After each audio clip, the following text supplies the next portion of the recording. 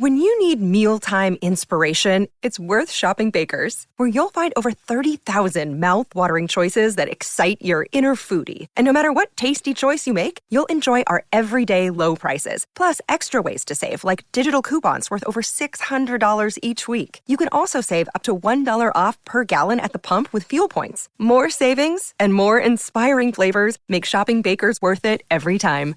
Baker's, fresh for everyone. Fuel restrictions apply. At Evernorth Health Services, we believe costs shouldn't get in the way of life-changing care, and we're doing everything in our power to make it possible. Behavioral health solutions that also keep your projections at their best? It's possible. Pharmacy benefits that benefit your bottom line? It's possible. Complex specialty care that cares about your ROI? It's possible. Because we're already doing it. All while saving businesses billions. That's Wonder made possible. Learn more at evernorth.com/wonder.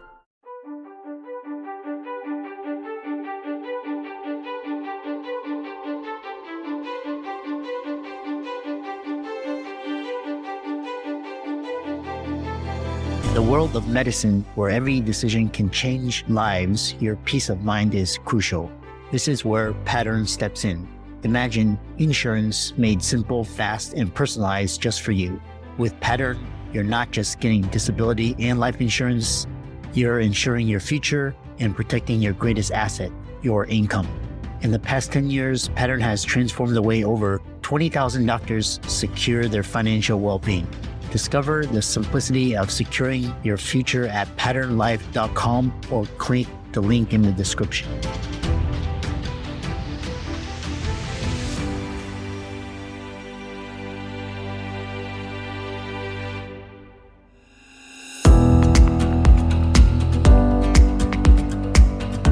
We work hard as physicians to take care of the health and well-being of our patients.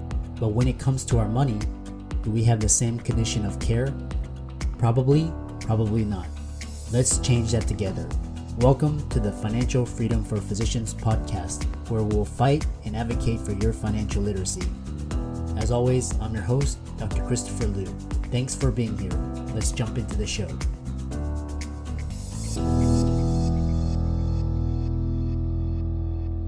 Hey guys, welcome to this week's podcast episode, and I'm delighted to introduce Jeff Sigel, and he is a entrepreneur. He's also going to talk to us about leadership and strategy, management, and the role of data analytics and marketing, storytelling, and I'm really happy to welcome Jeff to the show. So Jeff, welcome.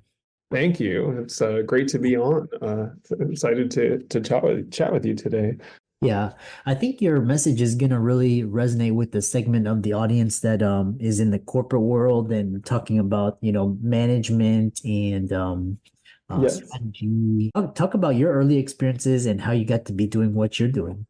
Sure. So actually, I like to say that most of my career was a marketer, but I like to say that the toughest marketing job that I ever had was my first job out of college. I was a high school math and physics teacher, and if you can come up with a harder audience to convince that they're excited about math and physics, so it was trying to get them, kind of get in their heads and sort of understand how they think and get them excited about it. And so it's funny, when I was, so then I went off to business school after teaching for a couple of years, and people were like, "Oh, I'm a career switcher. I'm going from accounting to marketing." And I'm like, "Oh, I'm a career switcher. I'm going from teaching to marketing." But it's interesting how much similarity there is. I mean, it's the human beings. You're trying to convince them to get them to sort of do something, behave in a certain way, think in a certain way, whatever. So that's really sort of was the connection for me, was just understanding people, and that was how I got into marketing. And so my career, I spent a number of years at Nabisco on the Oreo cookie brand and Ritz crackers and so forth. And then I worked at the Hershey company, where I always say my kid's favorite title I ever had was when I was the director of Twizzlers and Jolly Rancher. And then I worked for a grocery store company. I worked for a Cracker Barrel, a restaurant company, for a number of years, doing a whole bunch of different things, marketing, data, stuff, et cetera. But Really, for me, I guess it all goes back to that teaching experiences. I just, throughout that experience, always loved coaching people, mentoring people, helping people grow in their careers. And so for me, I left my corporate role to start my own thing in October.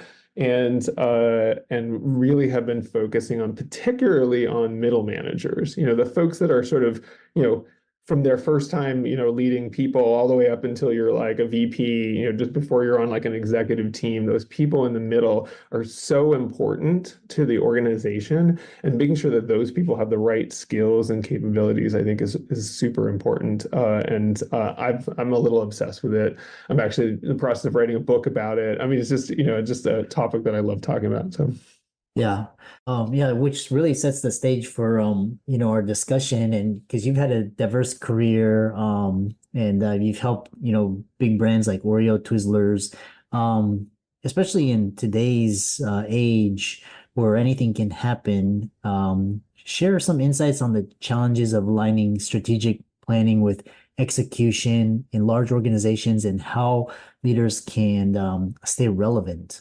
Sure. So, it's interesting. I don't know if you've had this experience. I've certainly experienced it in my career where somebody sort of usually at the top of the organization comes up with a strategic idea and then it just doesn't happen. And so there's this fascinating question, like what is it that causes strategic ideas to sort of get lost in translation? And I always sort of think about it as there's basically 5 different pieces that I generally talk about. The first one is if you want your strategy to happen, you have to have a strategy. So that one's sort of obvious. The second piece has to do with how you communicate your strategy. So are you communicating clearly not only to your customers what it is that you deliver, but to your employees so that they understand really well what it is that they are supposed to be doing and why they're doing it. The third piece is data. Data is really, data is like the nervous system of strategy, right? I mean, if you don't have feedback coming from your customers to, say, the top of the house, and then feedback going back down in both directions, and have really good lines of data, you really can't bring a strategy to life. Because strategy, we like to think of, we write down strategy on paper and then it's good, but reality is strategy has to constantly be reacting to the reality of the situation. The third piece is really, how does the strategy become operational? Oh, I'm sorry, I misnumbered there. The fourth piece is how does the strategy get operationalized? And I always like to use this analogy because I worked in a restaurant company for many years. The analogy is when you go into a restaurant, one of the ways to get the servers to care about the guests, you can tell them to care about the guests, but one of the ways that restaurants use this is they say to the servers, refill the glasses, because refilling the glasses is a way of getting that server back to the table, making sure everything's good, whatever. And so the behavior of caring for the guests versus refilling glasses is more concrete, it's clear, and it's strategic because it's delivering on the strategy, but it's giving your employees something to do that really helps deliver on the strategy. And then the last piece, the fifth piece, is really culture. And culture is like, does your company believe in this idea that the strategy needs to really permeate everything we do, from the data to the operations and so forth? So that's how, in my view, that's how, sort of how strategy becomes disconnected, because those things aren't happening. But if you really want to connect strategy and make it actually happen, you have to have all those pieces in place. Yeah.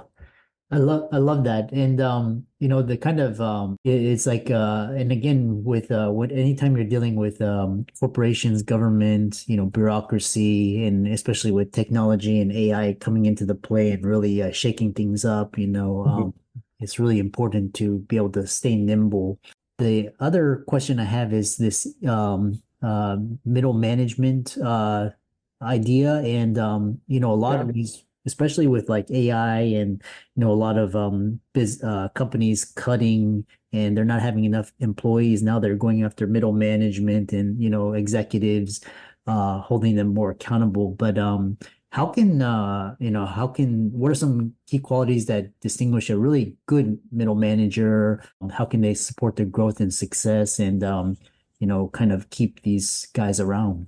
Sure. So actually, so like I said, I love talking about this topic. And so I will just start with just a basic framework. I think, everybody I talk to, whether it's middle managers or the people that lead middle managers, have like a pain point around middle management. The middle managers are like, I don't know how to do this job. And the upper managers are like, those people don't know how to do their job, right? And everybody's sort of looking at this and going, what is going on here?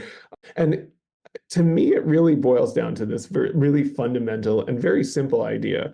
To be in a middle management role is to have three different roles at the same time. You have to do work, so you're a doer. You have to lead a team, so you're a leader. And you have to get all these people around you that don't report to you and whatever to do things, cross-functionally, whatever, do things with you, for you, whatever. So you're also an influencer. You have to do all of those things. And so to me, to answer your question, what makes a really good middle manager is somebody who understands that those are three distinct roles and that they have actually sort of developed the set of skills for each of those roles. So how do I become a great doer? Things like I have attention to detail, having a can-do attitude, all of those kinds of things are what makes somebody a great doer.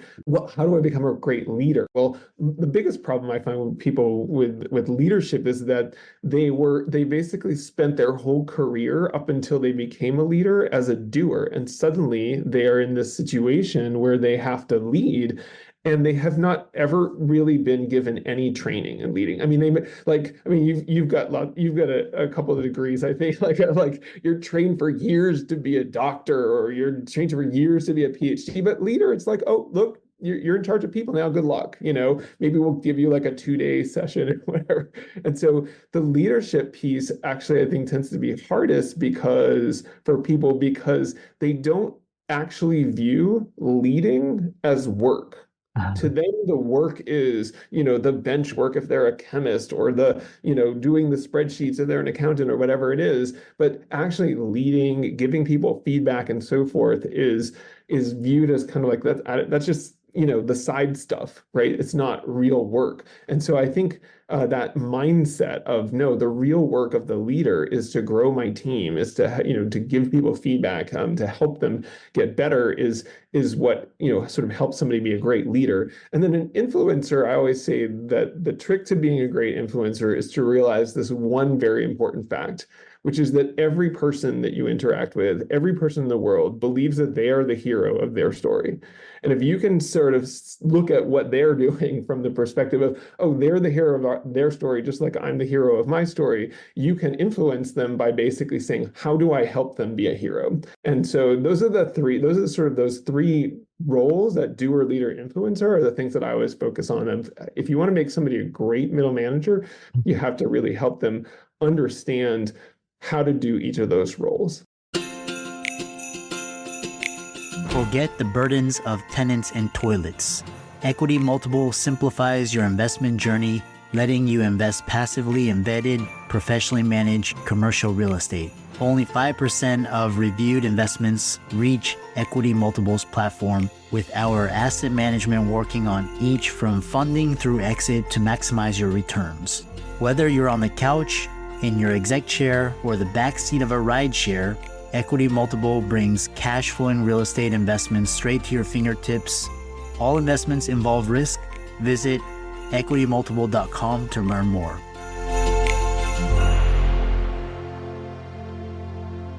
Especially doctors, we're just so used to doing things, and so it's hard to delegate, and we're, for lack of a better term, a lot of us are type A, control freaks, and we want to be in the middle of everything. So kind of relinquish that and kind of delegating and training someone to do that position. So point is, I think particularly with type A people, like the type of folks that like get an MD or a PhD or both or whatever, is that people tend to view themselves as being their results. This idea that I am my results, I am my degrees, but the reality is what got you there, what got you to be a doctor or a lawyer or an accountant or a marketer or whatever, a strategist, is that you were a great learner, that you are a terrific learner. That's how you got where you're going. And so all of those achievements are great, but they are just sort of milestones. What you've been great at all your life is being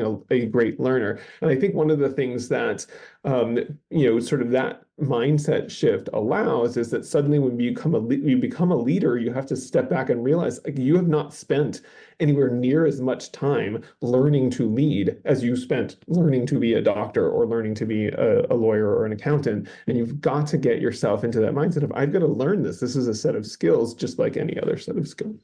Yeah, it's the skill set that, and a lot of it's cross-transferable. We can do a lot of different things with that skill. You talked about learning, success, and yeah. Now moving on is in organizations, a lot of it is marketing, and we'll talk about consumer engagement, brand storytelling, and business development. So I'm interested in this day and age, the information age. Discuss the importance of data maturity and analytical readiness in marketing, and how should companies approach this? Yeah, so this is a fascinating sort of construct that I sort of came across so the first thing I'll say is, speaking of being a learner, so I basically was a marketing guy, and I was noticing in my last corporate job, this was at Cracker Barrel, I noticed that a lot of times we couldn't answer key questions. I would ask finance, like, how many pancakes did we sell yesterday? And they just like, we don't know, it'll take us a week to figure it out. I'm like, something's wrong here. And so it turned out we had really strong data engineering function and really strong finance function, but there was some missing pieces in the middle, the analytics pieces or whatever.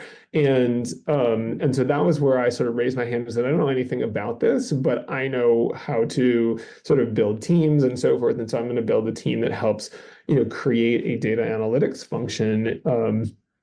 And so that's what I did. And one of the things that was amazing about that job is I just learned a ton from the people that worked for me. They just knew so much more than I did. And so they talked about these sort of two dimensions on which you can really understand where a company is in terms of its data. So the first dimension is data maturity. And a lot of people talk about data maturity. This is like, do you have the right technology in place? Do the people know how to do the work? Is the data quality good? All that kind of stuff. So you can essentially have anywhere from low data maturity, where you just have like a bunch of, there's data, but nobody can access it and whatever. And you can have that situation go all the way to, you've got an amazingly high, tech, all the data is great, it's easy to access or whatever. But there's this other dimension, which I call analytical readiness. And analytical readiness is about the human side.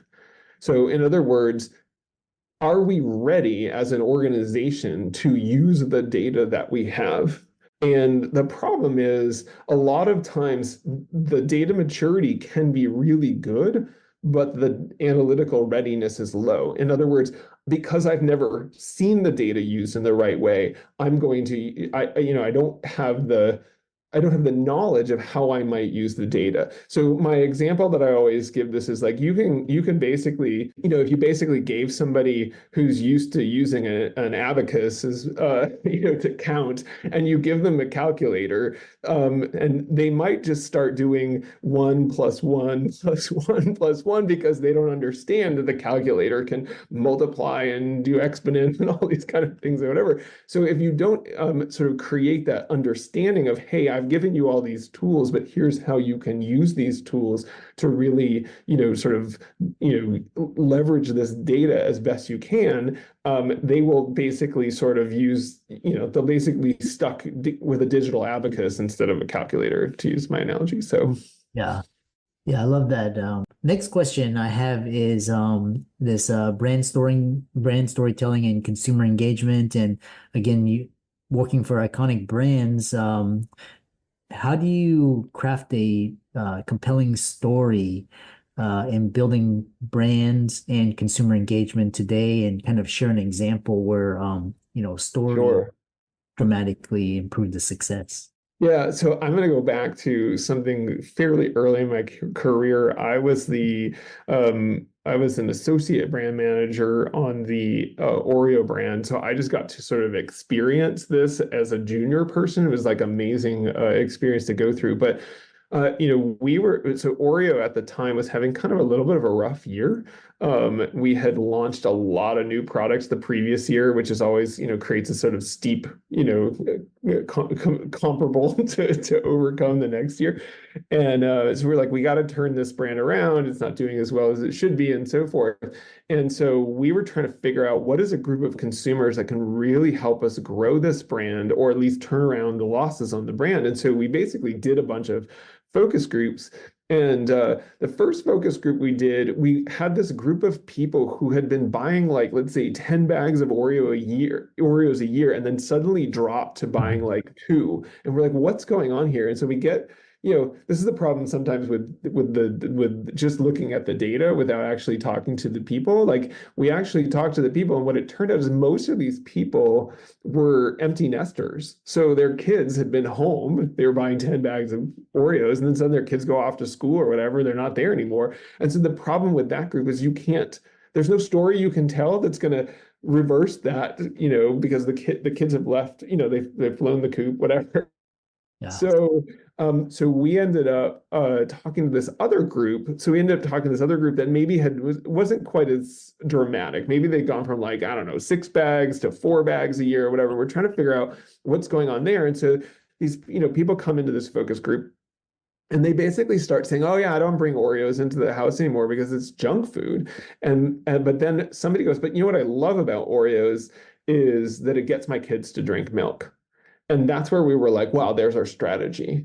Like, people think this is bad for you, but it is a great way to get your kids to drink milk, which is good for you. And that's the story we ended up telling. And so the way we told that story and across the whole brand was we, put milk splashes on the Oreo packaging. We actually did a promotion with I think it's the California milk folks, who like the Got Milk folks, So we actually put the words Got Milk on the Oreo cookie, their logo.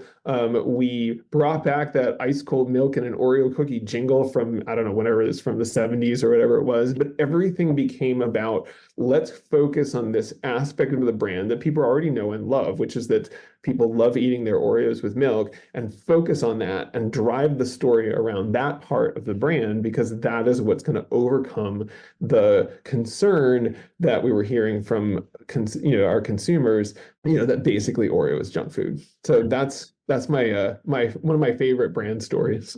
Yeah, I love that. So to round it out, how can people contact you and follow you and check out your resources and work with you? Sure. So probably the easiest way to connect with me is on LinkedIn. I have a newsletter that I just launched a couple of weeks ago called Middle Management Matters, where I talk about the middle management pieces of this puzzle that we've been talking about, on a weekly basis. So you can check out my LinkedIn profile, the newsletter, or my website is, my company name is proprioceptive.io is the link that you can find me on the web.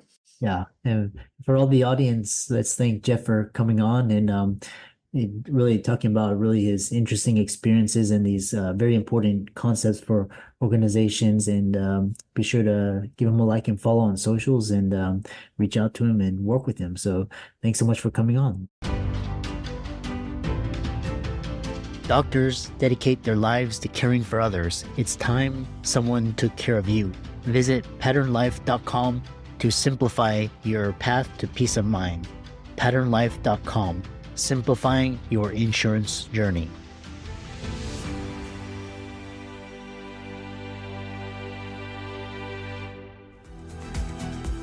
I'm excited that you made it for another episode. You are truly the best. If you've been following the show for a while, you know that my passion is to bring you the education you need to find your path to financial freedom. Please come back week after week for new content, new resources, and great guests. Until then, if you haven't already, please be sure to check out the website, www.drchrislumdphd.com, for more support. I'll see you next week.